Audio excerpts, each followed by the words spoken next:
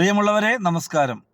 പാലക്കാട് കേരളത്തിലുടനീളം അറിയപ്പെടുന്ന രണ്ട് സ്ഥാനാർത്ഥിക്കൊപ്പം സ്ഥാനാർത്ഥിപ്പട്ടം കിട്ടിയതിന് ശേഷം മാത്രം നമുക്കൊക്കെ അറിയാൻ സാധിച്ച ഒരാളാണ് അവിടെ ഒരു പാർട്ടിക്ക് വേണ്ടി മത്സരിക്കുന്നത്.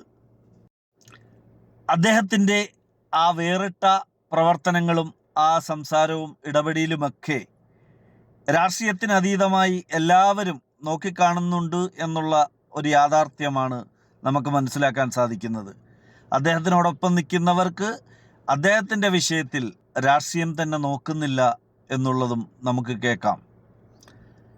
ഇതാണ് ഓരോ ഭാഗങ്ങളിലും രാഷ്ട്രീയത്തിനതീതമായി കുറേ വ്യക്തിത്വങ്ങൾ തെരഞ്ഞെടുപ്പിനെ നേരിടുന്നുണ്ട്. ആ സമയങ്ങളിലൊക്കെ നമ്മൾ പലരും രാഷ്ട്രീയത്തിനതീതമായി അവരോടൊപ്പം ചേർന്ന് നിൽക്കും. അത്തരത്തിലുള്ള ഒരു വീഡിയോ നമുക്കൊന്ന് കണ്ടു നോക്കാം. സഖാക്ക നമ്മളെ ചങ്കാണ്. ചങ്കിനെ വിട്ടാണ്ട് കളിയില്ല. ചങ്കിനും വേണ്ടി നമ്മൾ എന്തും ഏത് നിലക്കും പോരാടും. ഈ ഇടത് രാഷ്ട്രീയം ആയതുകൊണ്ട് തന്നെ നമ്മൾ ഇടത് വലത് എന്നല്ല, റസാക്ക് ഭായ് എയിലാണോ അതാണ് നമ്മൾ.